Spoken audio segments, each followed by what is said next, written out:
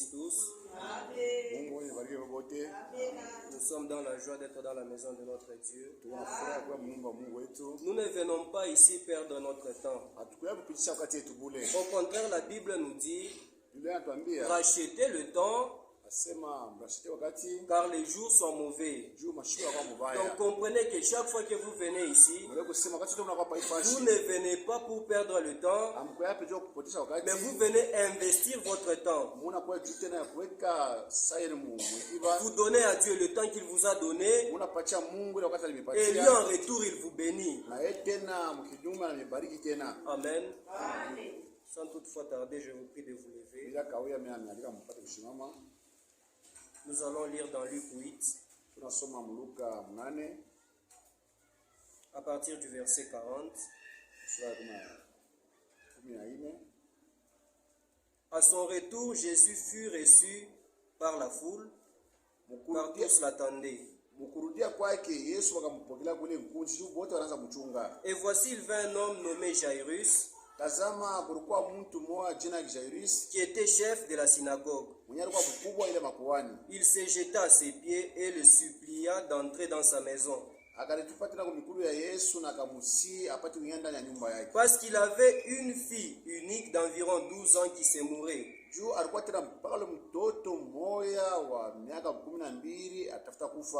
Pendant que Jésus y allait, il était pressé par la foule. Or, il y avait une femme atteinte d'une perte de sang depuis 12 ans et qui avait dépensé tout son bien pour les médecins sans qu'aucun n'ait pu la guérir. Elle s'approcha par derrière et toucha le bord du vêtement de Jésus. Au même instant, la perte de sang s'arrêta. Amen. Jésus dit, qui m'a touché? Amen. Je vais prier. Seigneur Dieu Tout-Puissant, ce soir encore nous sommes réunis en tant que ton peuple devant toi, non pas pour entendre un homme, non pas pour voir un homme, mais pour entendre ta parole, pour être aidé de toi, pour être corrigé par toi, et pour que tu nous donnes encore la force de marcher dans ce monde. Seigneur, regarde pendant que nous sommes ici, il y en a qui sont à leur maison, il y en a qui sont dans les choses du monde, mais tu nous as fait grâce, Seigneur, de venir dans ta maison. Ainsi nous te prions, Seigneur, qu'étant venu en ces lieux, que tu puisses nous bénir, Seigneur, que tu puisses aider chacun d'entre nous, de telle sorte qu'en sortant, que chacun puisse dire, assurément il a été avantageux pour moi d'aller dans la présence de Dieu, car personne n'est venu à toi et rentré tel qu'il était. Et nous te prions, Seigneur, ce soir, que cette parole puisse s'accomplir pour chacun d'entre nous, du début jusqu'à la fin. Puisses-tu te manifester, Seigneur, sois un Dieu puissant au milieu de nous. Nous nous abandonnons entre tes mains. Au nom de Jésus-Christ, nous avons prié. Amen. Que le Seigneur vous bénisse encore. Par ce verset, nous allons parler de ce petit thème. Qui m'a touché? Amen. Et Dieu voulant, nous allons continuer avec tout au long de la semaine. Ici, on nous explique que le Seigneur Jésus était dans une contrée, et lorsqu'il est rentré, un homme est venu vers lui. Cet homme-là s'appelait Jairus. C'était un chef de la synagogue. Lorsqu'il est venu devant Jésus, il est venu le supplier afin que Jésus aille dans sa maison et qu'arrivé là, que Jésus puisse guérir sa fille, car sa fille était souffrante. Amen.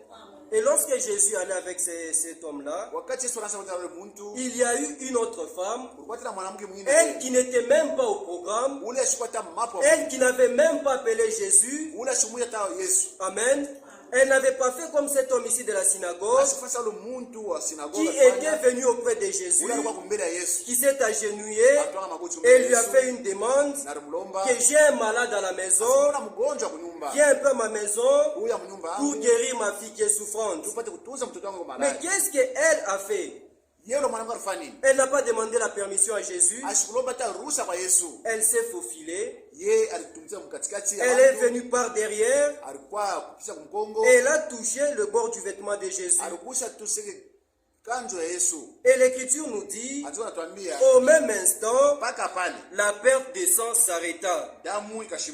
Et lorsque la perte de sang s'est arrêtée, lorsque nous allons dans Marc 5, ou soit si nous continuons la lecture, Jésus pose la question, qui m'a touché? Amen. Parce que celui qui l'avait touché, ou celle qui l'avait touché, en touchant le Seigneur, elle n'a pas laissé le Seigneur indifférent. Amen. Lorsqu'elle a touché le Seigneur, Jésus lui-même dit que quelqu'un m'a touché et une force est sortie de moi. Une vertu est sortie de moi. Voilà pourquoi, au même instant, elle était guérie. Amen. Nous posons la question ce soir. N'y a-t-il pas quelqu'un au milieu de nous qui est dans le besoin, qui est en train de chercher le Seigneur et qui a besoin de toucher le Seigneur? Amen. Devant notre Dieu, quand vous venez à lui, chez lui il n'y a pas de programme comme à l'hôpital où on vous dit que non, ici chez nous, nous ne consultons que le lundi, nous ne consultons que le mardi, le mercredi et les autres jours de la semaine. Non, nous on ne travaille pas. Devant notre Dieu, lui qui ne sommeille ni ne dort, le Dieu tout-puissant, quand vous venez à lui avec un besoin et que vous êtes sincère dans votre cœur, le Seigneur répond. Et la réponse du Seigneur, elle ne tarde pas. Amen. Mais c'est nous-mêmes qui nous fixons des échéances. On s'est dit par exemple que non, comme on a prié pour moi aujourd'hui, je serai guéri après autant de temps. Mais ici nous voyons que cette femme-là qui a touché le Seigneur, au même instant, elle a été guérie. Elle n'a pas attendu demain, elle n'a pas attendu 4 jours après, à l'instant même, elle a été guérie. Amen. Mais maintenant, nous qui avons des besoins, nous qui cherchons le Seigneur, pourquoi n'agissons-nous pas comme cette femme? Cette femme-là n'était pas au programme. Jésus allait vers Jairus. Et remarquez très bien, il y avait une fille qui avait 12 ans et qui était malade. Et cette femme ici aussi, elle avait une maladie de 12 ans. Amen. Elle ne s'est pas dit que non, comme le Seigneur part d'abord chez Jairus, que je puisse attendre, quand il reviendra, c'est alors que je vais lui donner aussi ma doléance. Amen. Il était question là de la foi de l'un comme de l'autre. Il y avait une maladie de 12, une fille de 12 ans malade. Il y avait aussi une souffrance de 12 ans. Cette femme-là a souffert pendant 12 ans. Et pendant tout ce temps-là, le Seigneur était là, mais elle n'avait pas encore entendu parler du Seigneur. Qu'est-ce qui a poussé la femme à aller vers le Seigneur? Si nous allons dans Marc 5, au verset 27, on nous dit: ayant entendu parler de Jésus, elle vint dans la foule par derrière et toucha son vêtement. Amen. Au départ, La femme ne savait pas qu'il y avait un guérisseur, que le Messie était déjà venu sur la terre.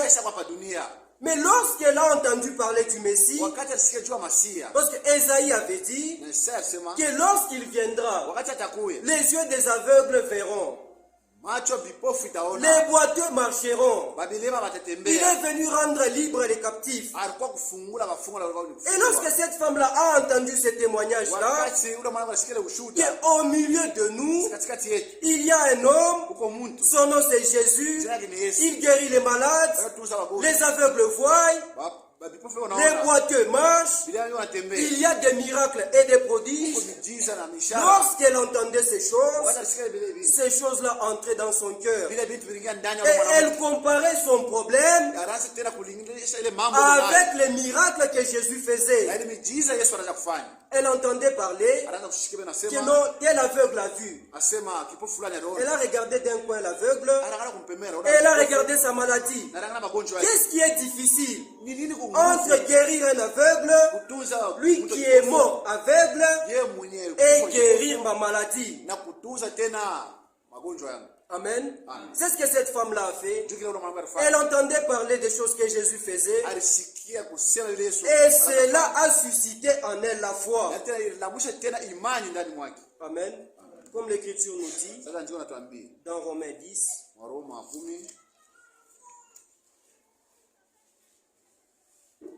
au verset 17.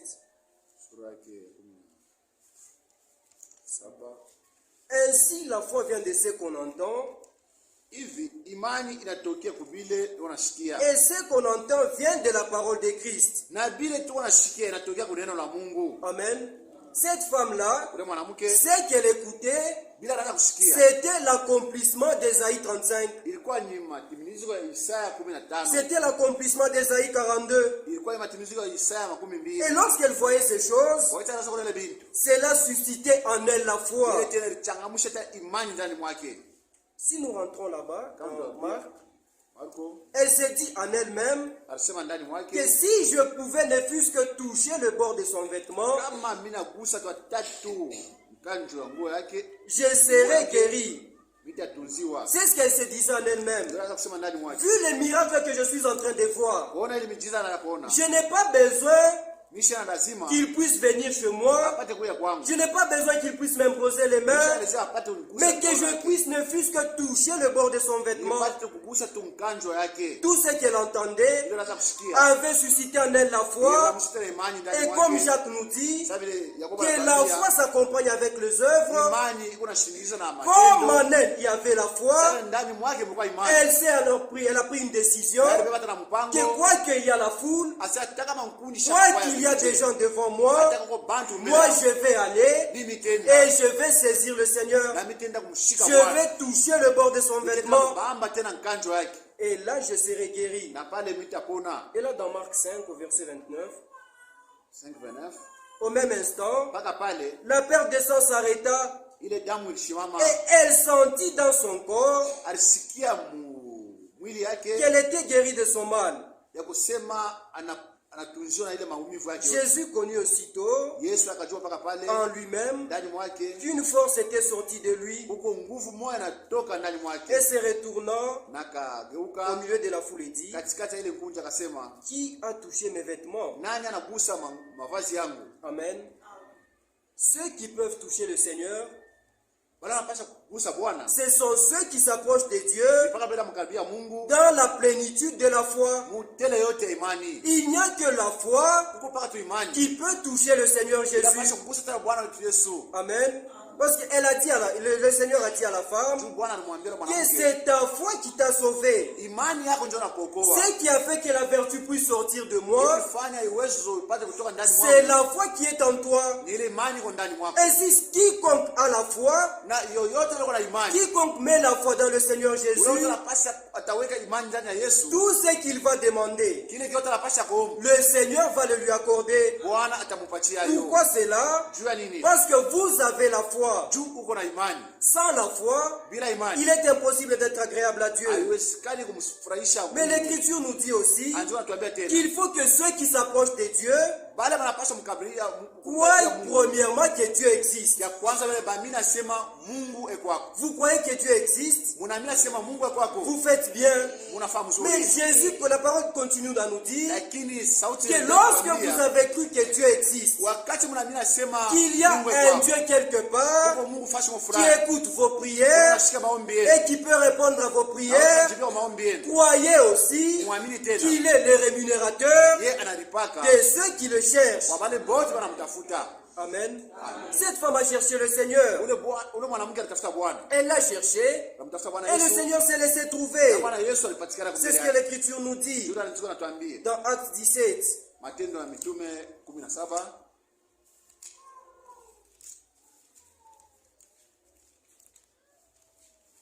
Acte 17, le verset 27. Il a voulu qu'ils cherchassent le Seigneur, qu'ils s'efforçassent de le trouver en tâtonnant, bien qu'il ne soit pas loin de chacun de nous. Amen. Le Seigneur n'est pas loin de chacun d'entre nous. Le Seigneur est tout près de vous. La parole que vous écoutez, c'est elle-même qui était au commencement. C'est cette même parole qui est Dieu. Et c'est cette même parole qui est venue parmi les hommes. Cette même parole-là est retournée au ciel. Le Seigneur n'est pas loin de vous. C'est lui qui cherche le Seigneur va certainement trouver le Seigneur. Amen. De quoi avez-vous besoin ce soir? Qu'est-ce que vous cherchez devant Dieu? Qu'est-ce qui est impossible à Dieu? Qu'est-ce que Dieu ne peut pas faire? Quel problème avez-vous que Dieu lui ne peut pas résoudre?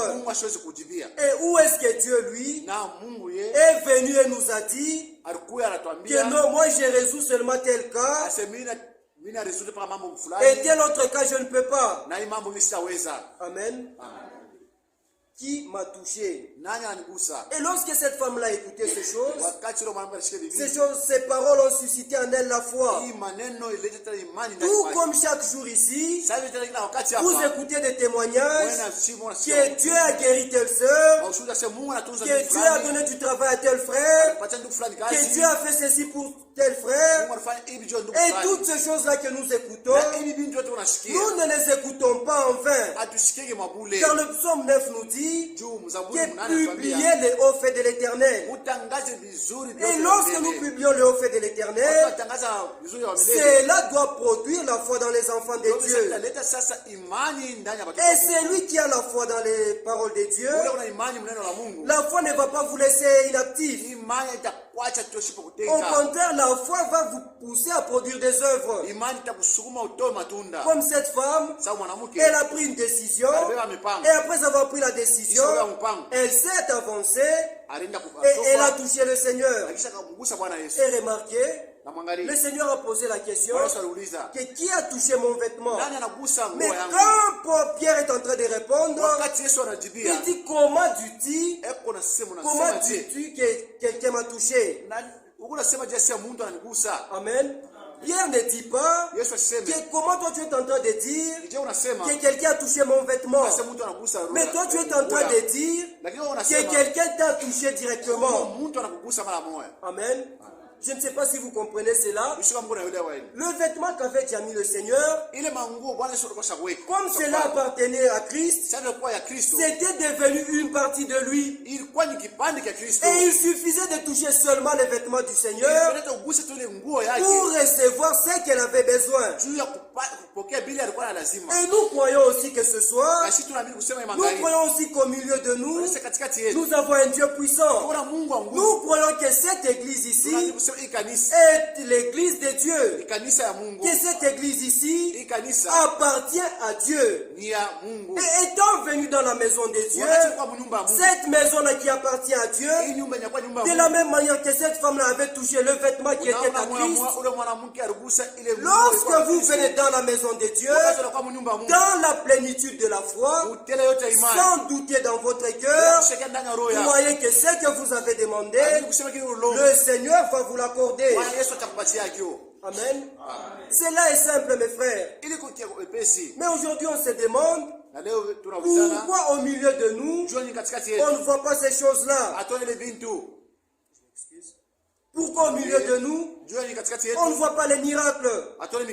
Pourquoi au milieu de nous, on ne voit pas les prodiges? C'est parce qu'au milieu de nous, la foi n'est plus. Le doute s'est installé. Nous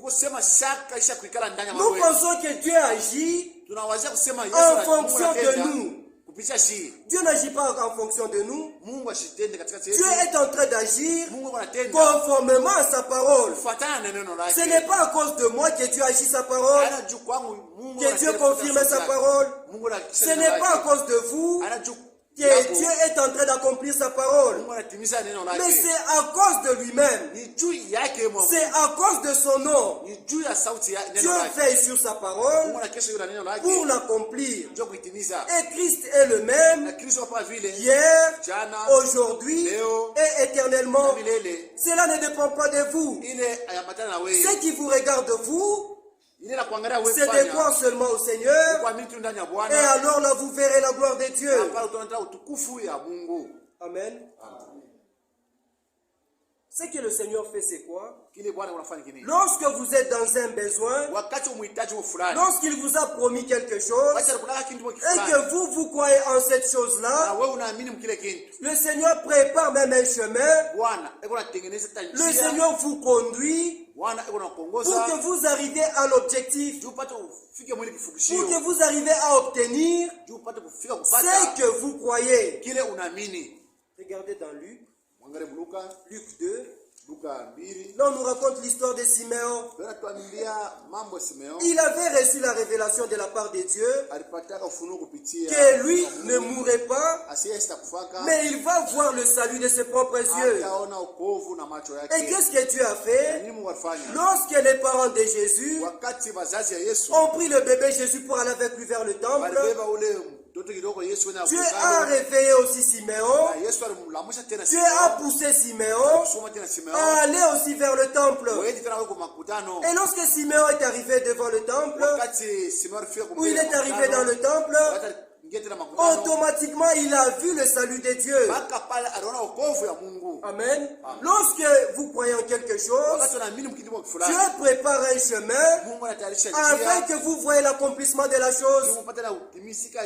Siméon croyait en lui-même qu'il verrait le salut de Dieu de ses propres yeux. Et qu'est-ce que Dieu a fait?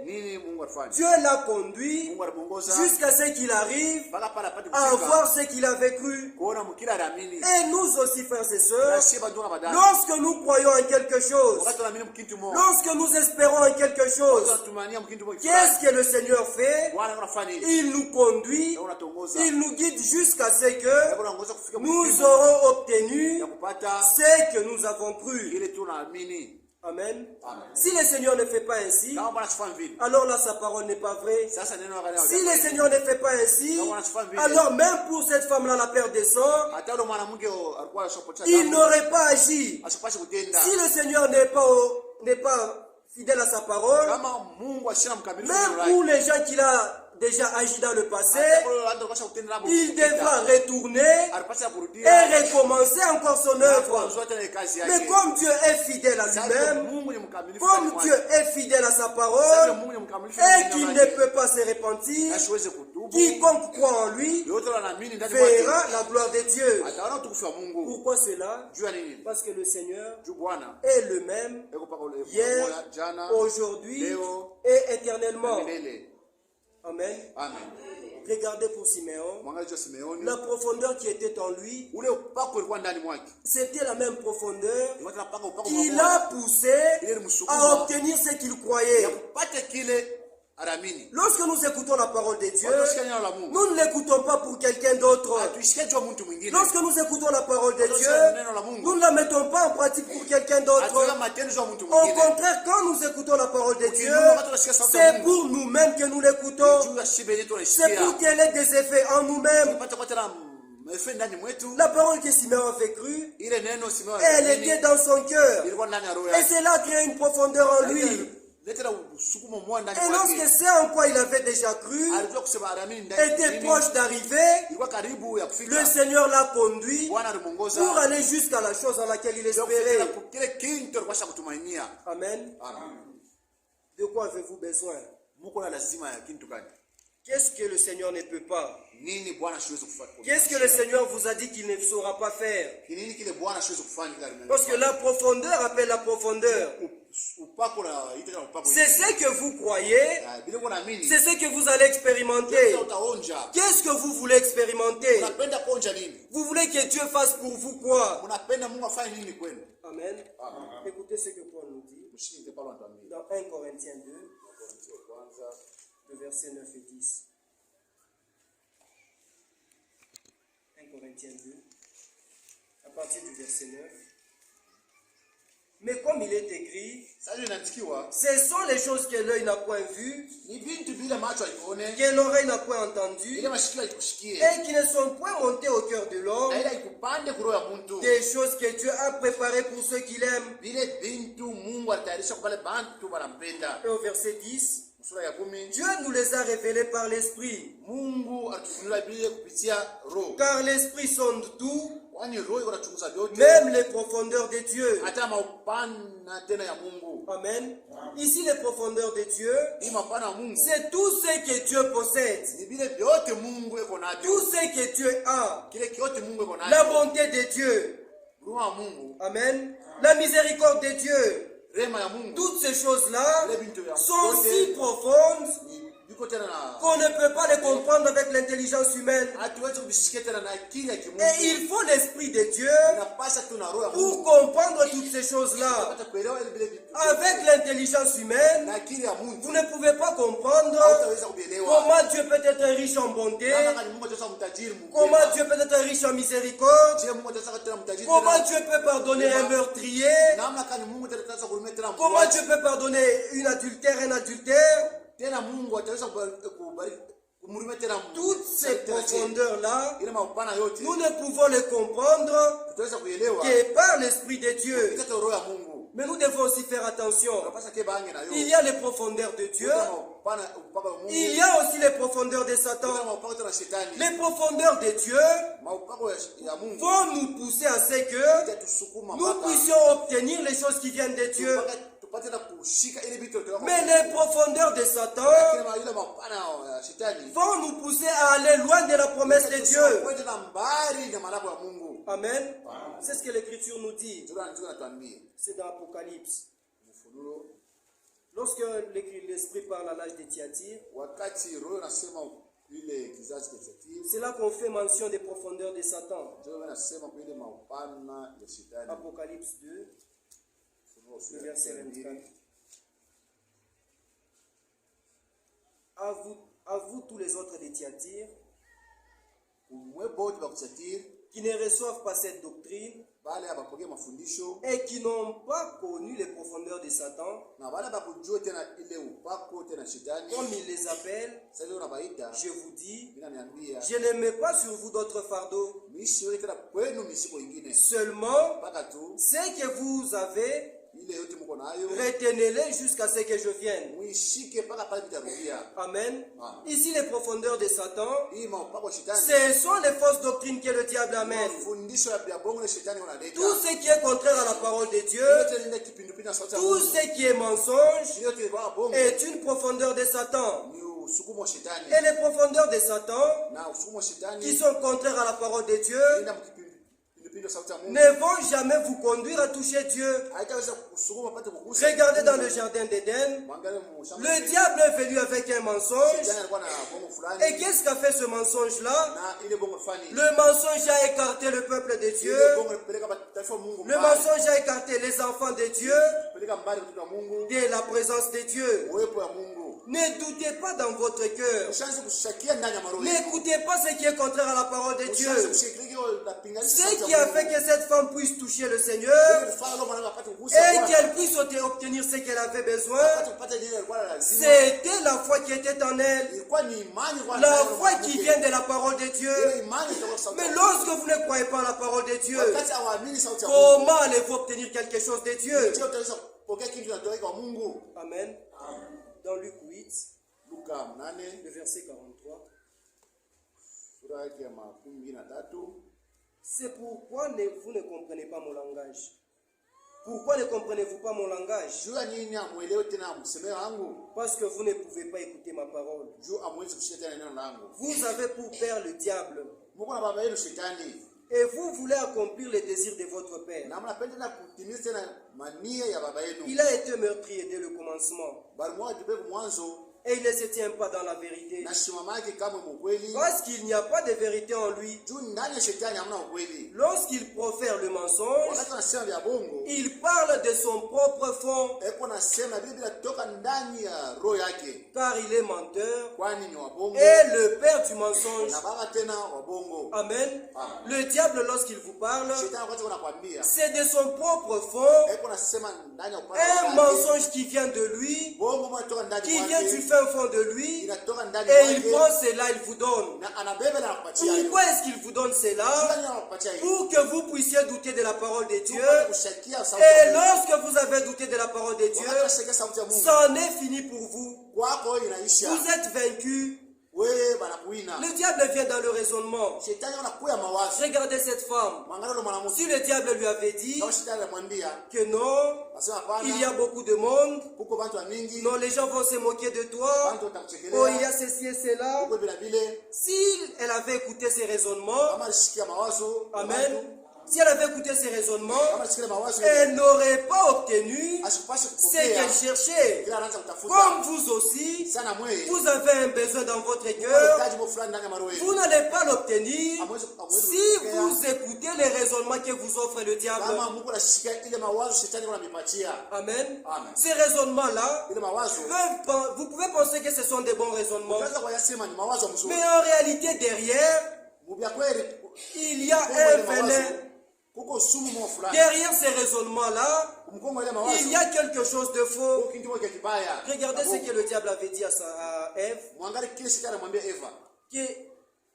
C'est que Dieu vous a dit, vous ne mourrez pas, mais vous allez aussi être comme Dieu. N'est-ce pas que cela c'est un bon raisonnement? Être comme Dieu, être parfait comme Dieu. Mais cela était contraire à la parole de Dieu. Cela était contraire à ce que Dieu avait déjà donné comme ordre. Et lorsque vous écoutez le diable, vous avez perdu la puissance de trouver quelque chose devant Dieu.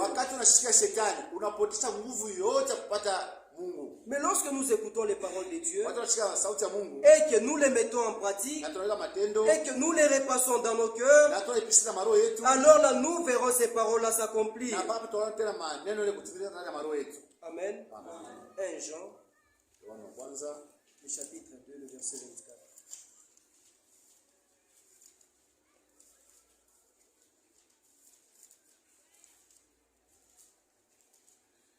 Que ce que vous avez entendu dès le commencement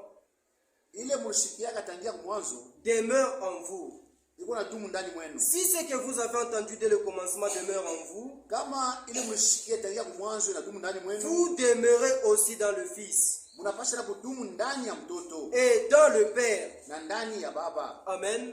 Si la parole de Dieu, celle que vous entendez, demeure en vous, cela signifie que vous êtes aussi dans le Fils et que vous êtes aussi dans le Père. Et dans Jean 15,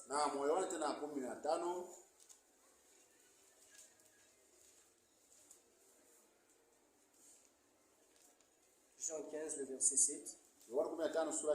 Jésus nous dit, si vous demeurez en moi et que mes paroles demeurent en vous, demandez ce que vous voudrez et cela vous sera accordé.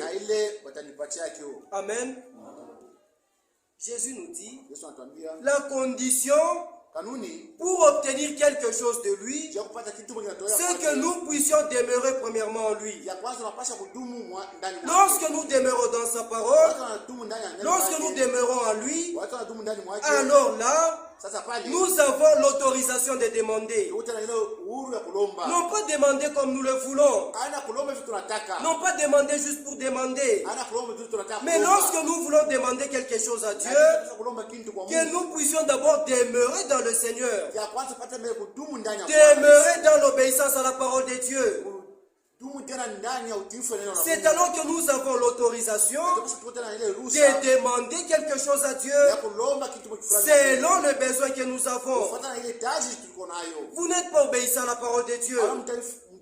Comment voulez-vous obtenir quelque chose de Dieu? Dieu vous a donné une ordonnance. Dieu vous a donné une ligne de conduite.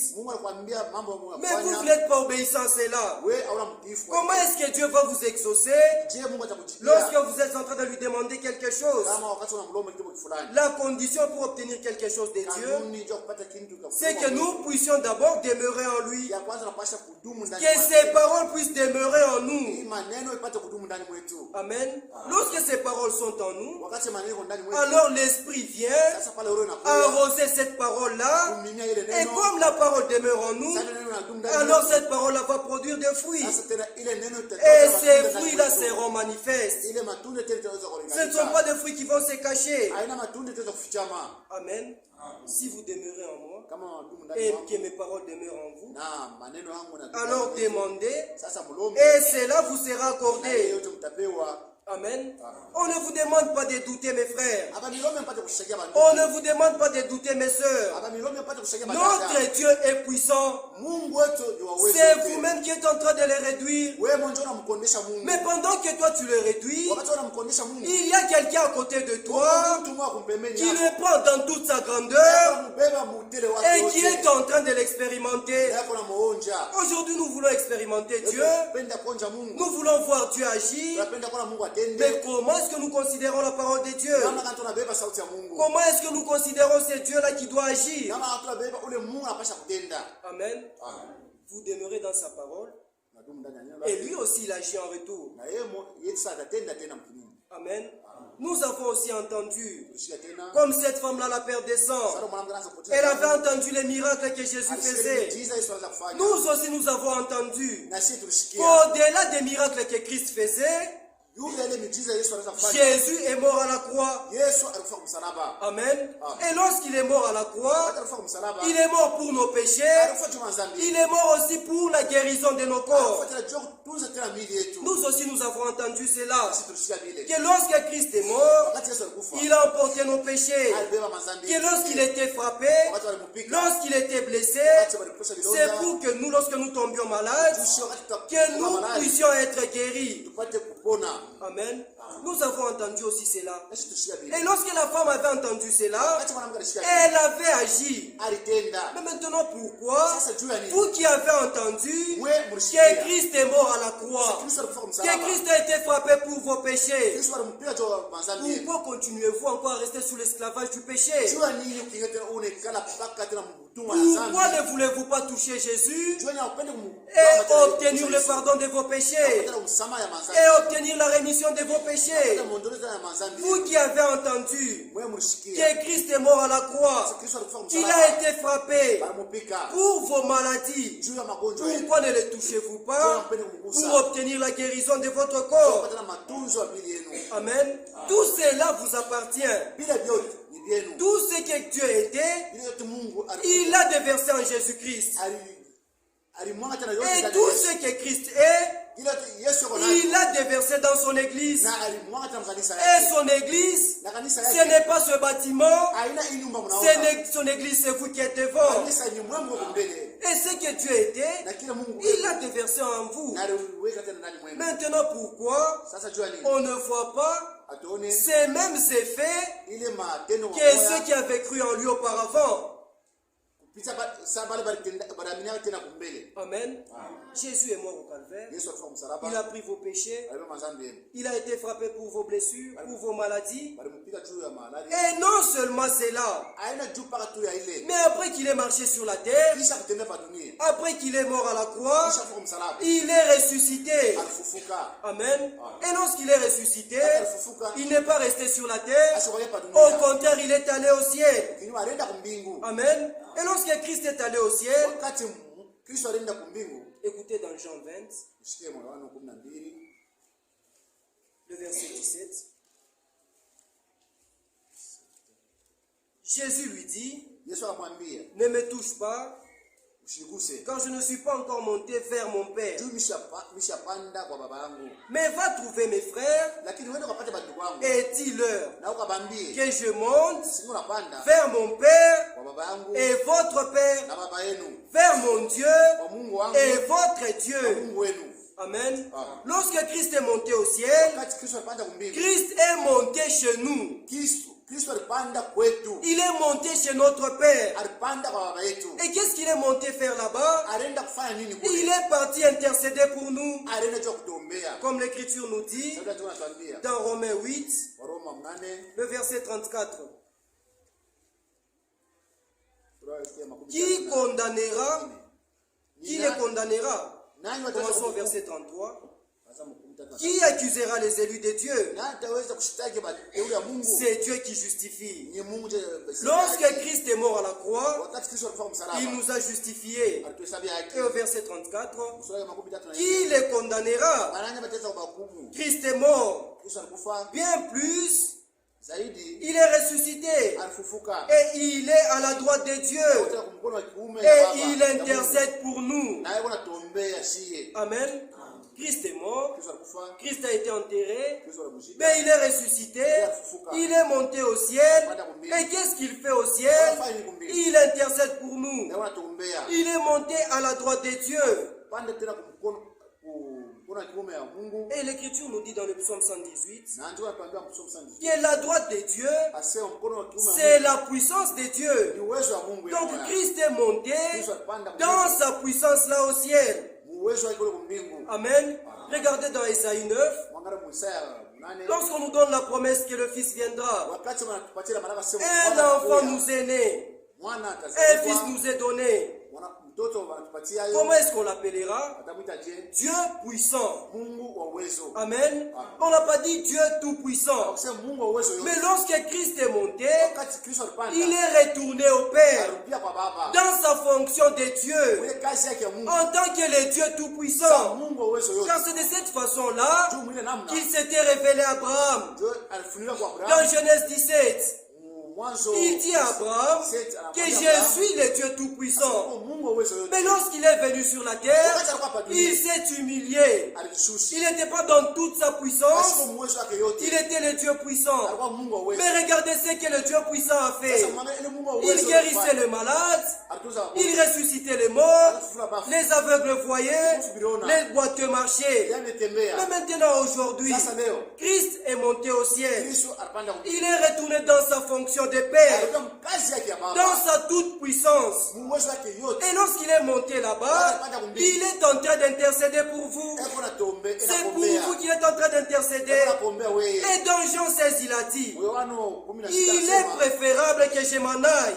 C'est votre avantage lorsque je vais au ciel. Il est rentré dans sa toute puissance pour que lorsque vous allez demander, qu'il puisse intercéder pour vous et que vous puissiez obtenir ce dont vous avez besoin. De quoi avez-vous besoin, mes frères? De quoi avez-vous besoin, ma soeur? Qu'est-ce que notre Dieu ne peut pas accomplir? Qu'est-ce que notre Dieu ne peut pas faire? Amen. Lui qui est le Dieu tout-puissant. Le même Dieu en qui vous croyez, c'est lui qui a créé toutes les choses. Lorsque vous voyez le soleil, rappelez-vous que c'est votre Dieu qui a créé ce soleil. Lorsque vous voyez les étoiles, lorsque vous voyez le ciel qui est tellement élevé, et toutes ces choses que vous voyez dans la nature, l'univers tout entier a été créé par ce Dieu tout-puissant. Et ce Dieu tout-puissant là, comme on l'a lu dans Jean 20, c'est Dieu tout-puissant, c'est votre Père. Jésus a dit, je m'en vais vers mon Père et vers votre Père, vers mon Dieu et vers votre Dieu. Amen. De quoi avez-vous besoin, mes frères? Qu'est-ce que Dieu ne peut pas accomplir? Qu'est-ce que Dieu ne peut pas faire? Mais écoutez, dans Luc 11, Luka 11.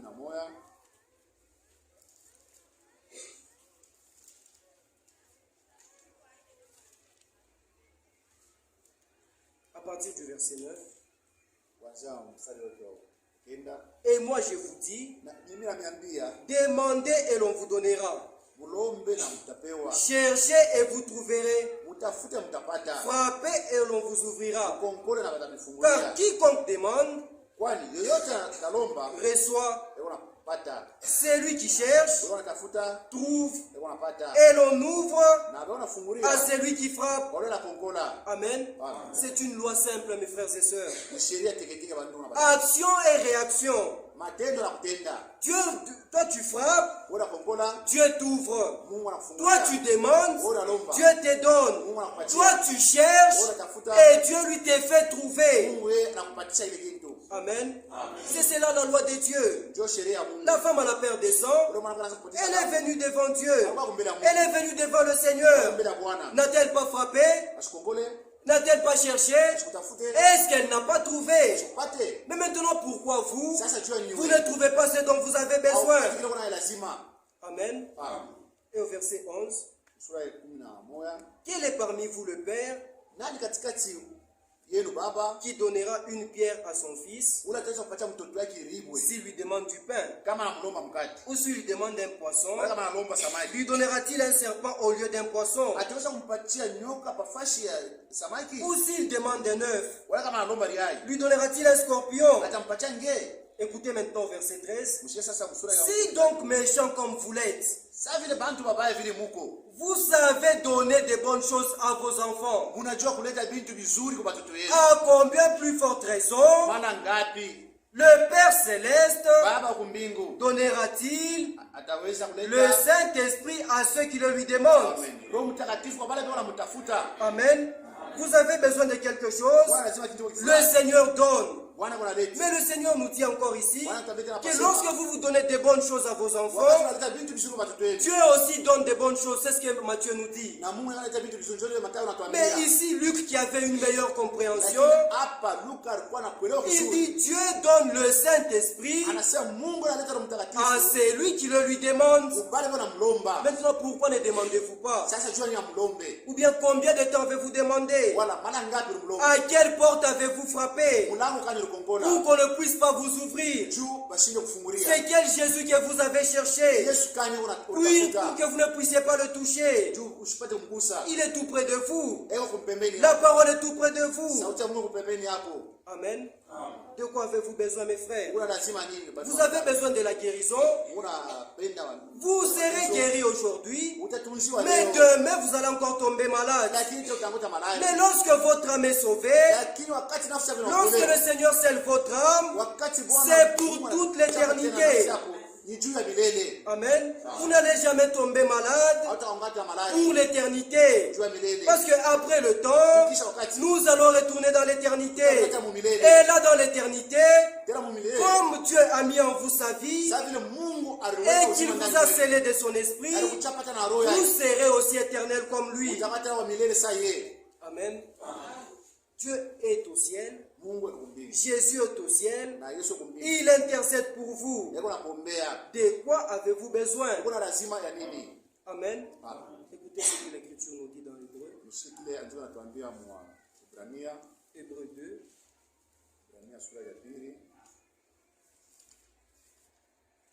À partir du verset 14.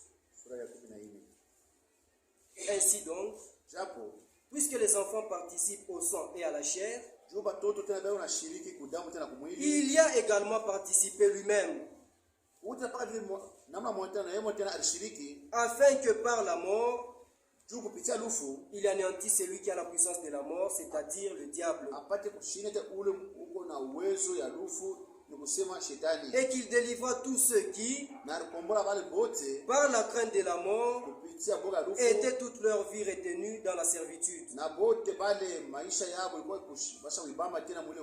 Car assurément, ce n'est pas à des anges qu'il vient en aide, mais c'est à la postérité d'Abraham. Amen. Lorsque les anges ont péché, wakati bamalaika batenda zambi, Dieu n'est pas descendu mourir à la croix. Mungu asikushuke apate kufa. Mais c'est lorsque l'homme a péché, ile wakati tumutu alifanya lorsque zambi, nous avons été condamnés par Adam, wakati ile Adamu tulihukumiwa kupitia alors Adamu, Dieu est descendu. na joka Mungu alishuka. Et l'Écriture nous dit c'est à la postérité d'Abraham qu'il vient en aide. Na sauti ya Mungu inatuambia sema mkizazi yena kia Abraham ndio kule Mungu anakusaidia. Et Galates nous dit Wakati anatuambia que comme Abraham crut à Dieu, sa vile Abraham anaamini Mungu et que cela lui fut imputé à na justice, yote anamsabia haki, c'est ceux aussi qui ont la foi d'Abraham, na bali bote pakata na imani ya qui Abraham sont la postérité d'Abraham, benye pakata na uzao wa Abraham, ceux qui croient comme Abraham, wala bebo wanaamini sa qui Abraham sont fils de Dieu. benye kwa watoto wa Mungu. Amen. Au verset 17. Sura ya 7 En conséquence, kinyume il a dû être rendu semblable en toutes choses à ses frères, walifananisha kufanana mkintu kyote na bantu yabo, afin qu'il fût un souverain sacrificateur, ndio pate kwa tena mkuani miséricordieux et fidèle dans le service de Dieu, wale tena mkamilifu mkazi ya Mungu, pour faire l'expiation des péchés du peuple. juu ya kuondoa tena dhambi ya taifa. Car ayant été lui-même tenté, Juu yeye wakati alijaribiwa, ayant été tenté lui-même dans ce qu'il a souffert, wakati alijaribiwa yeye bila teswa, il peut secourir ceux qui sont tentés. ataweza tena kusaidia wale bote wale wanajaribiwa. Amen. Et lorsque nous rentrons dans Hébreu, Watu wale tena mwa Ibrania Hébreu 4, à partir du verset 14.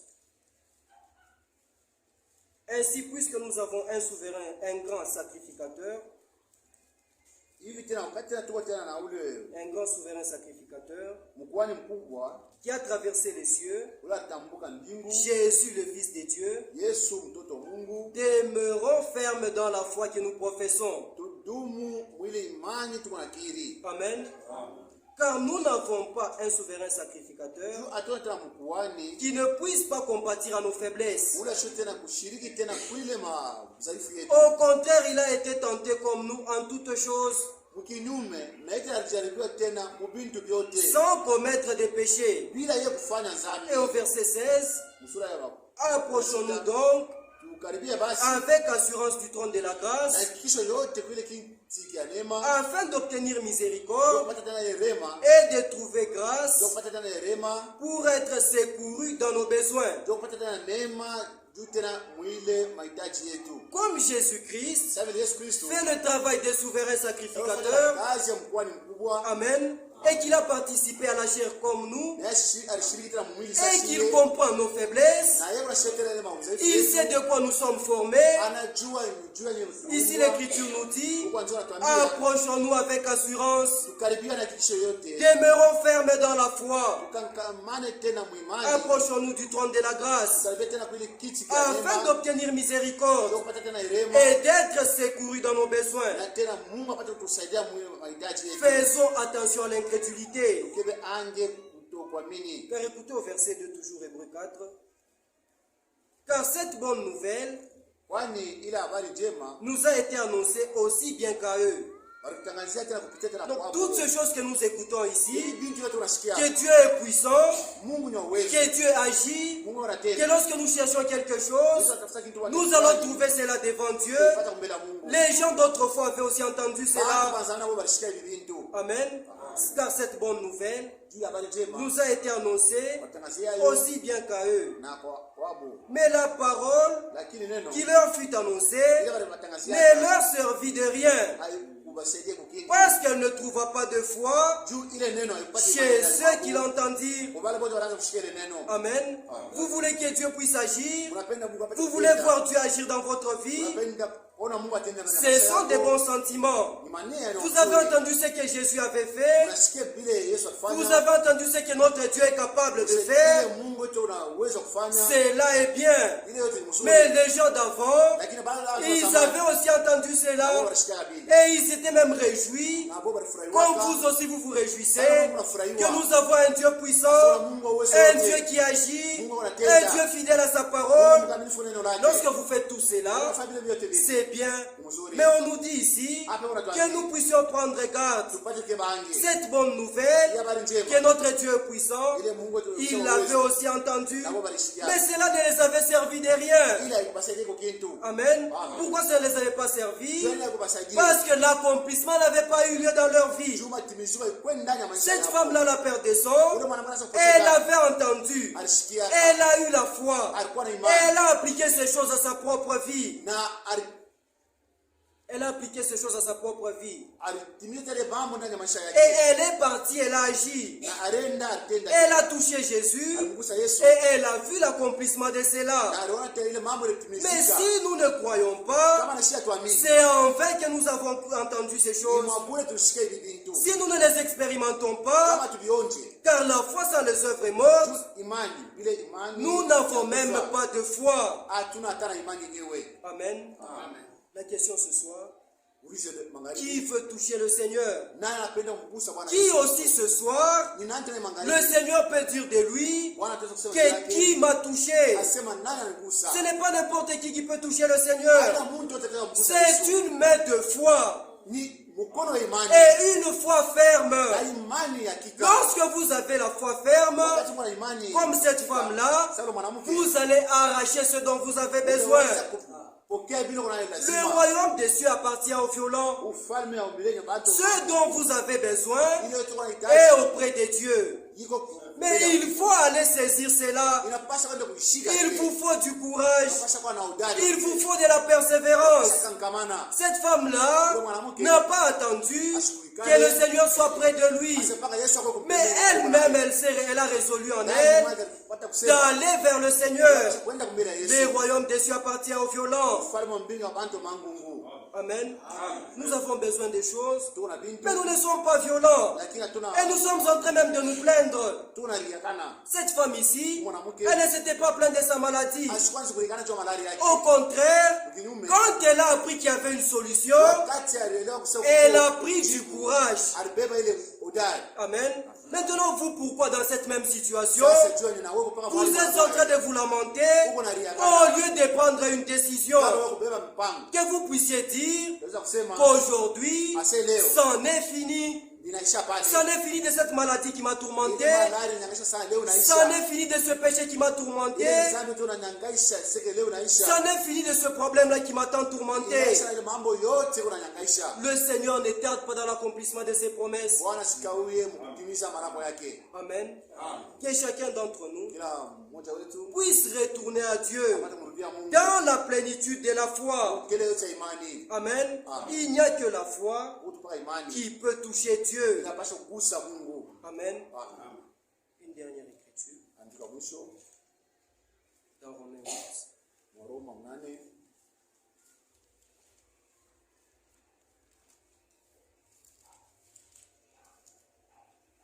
Verset 31. Que dirons-nous donc à l'égard de ces choses? Si Dieu est pour nous, qui sera contre nous? Dieu c'est votre Père. Qui sera contre vous? Amen. Dieu est à vous. Pourquoi vous manquez tout ce dont vous avez besoin? Pourquoi n'avez-vous pas la foi? Pourquoi n'avez-vous pas le Saint-Esprit? Dieu est à vous. Amen. Au verset 32. Lui qui n'a pas épargné son propre fils, mais qui l'a livré pour nous tous, comment ne nous donnera-t-il pas aussi toutes choses avec lui? Amen. Si Dieu a donné son fils, comment Dieu ne va-t-il pas vous donner le Saint-Esprit? Si Dieu a donné son fils, comment Dieu ne va-t-il pas vous guérir? Si Dieu a donné son fils, comment ne va-t-il pas vous donner la nourriture? Entre son fils et la nourriture, qu'est-ce qui est de plus cher? Mais s'il a donné déjà ce qui est de plus cher, comment ne peut-il pas vous donner ce dont vous avez besoin? Il faut une main de foi pour saisir le Seigneur. Amen. Que le Seigneur vous bénisse.